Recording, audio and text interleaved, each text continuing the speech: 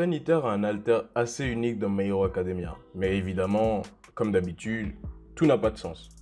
L'arc d'Overhaul était un grand désordre qui, bien qu'intéressant, nous a vraiment laissé émotionnellement épuisés. Mais l'un des ajouts les plus intéressants de cet arc a été le Big Three, les trois meilleurs élèves de Yue, le Million, Sun Eater et Nejire-chan, qui ont tous des alters assez spéciaux. Mais notre star du jour, c'est Tamaki Amajiki, qui a un alter surprenamment puissant appelé Manifest. L'objectif aujourd'hui est de parler de 5 choses qui ne font pas vraiment sens sur Sun Eater et son alter. Crédibilité biologique. Commençons par des choses simples. Son alter n'a aucun sens scientifique. L'alter de Tamaki lui permet de transformer n'importe quelle partie de son corps en n'importe quelle partie de n'importe quel animal qu'il a récemment mangé. Oh, ça fait beaucoup de n'importe. De plus, il peut le ramener à la normale à volonté, changer sa taille et même combiner plusieurs parties sur un seul membre. D'où tire-t-il toute cette énergie? Comment peut-il créer de la matière et de la masse à volonté comme ça? Pourquoi n'y a-t-il pas plus de règles en place pour restreindre son alter afin qu'il ne surcharge pas notre cerveau à chaque fois qu'on y pense? C'est la taille qui compte? Allons un peu plus en détail sur cet aspect de changement de taille. S'il s'agissait d'un autre alter, comme par exemple l'alter de création de Momo, elle ne peut pas créer quelque chose de plus grand que la partie du corps dont elle l'expulse, ou plus grand que ce qu'elle peut contenir en termes de ressources. Mais Tamaki peut apparemment dicter la taille de la partie animale qu'il manifeste. Nous pouvons le dire parce que le mec a manifesté des tentacules de pieuvre tant de fois lors de sa brève apparition, et chaque fois elle diffère en épaisseur, longueur et en taille globale. Manifestation magique.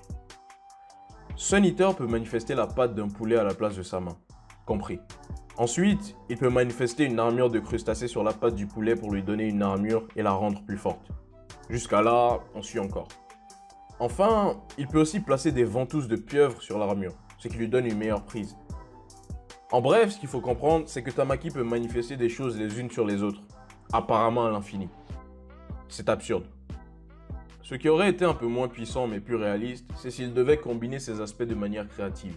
Comme par exemple, transformer sa main en patte de poulet, la protéger avec une pince de crabe manifestée sur son poignet, et s'accrocher au bras de son adversaire avec une tentacule de pieuvre manifestée sur son avant-bras. La quantité, pas la qualité.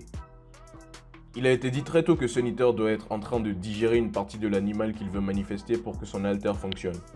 Et apparemment, la quantité de l'animal mangé détermine la manière dont il peut le manifester. On nous dit que cette restriction de quantité est en jeu, mais nous ne la voyons jamais en action.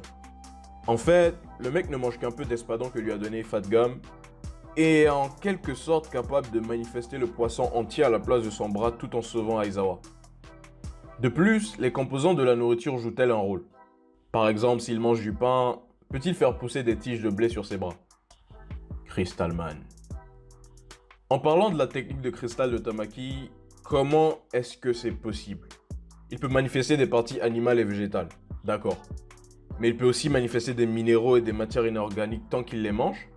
Est-ce que ce mec pourrait avaler une pièce de monnaie et manifester une armure en cuivre? En tout cas, je vous laisse vous faire votre propre avis sur la question. J'attends vos meilleures théories en commentaire. Si vous avez bien aimé la vidéo, n'hésitez pas à lâcher un pouce bleu et à vous abonner. Merci beaucoup. La prochaine vidéo portera sur la charmante Midnight.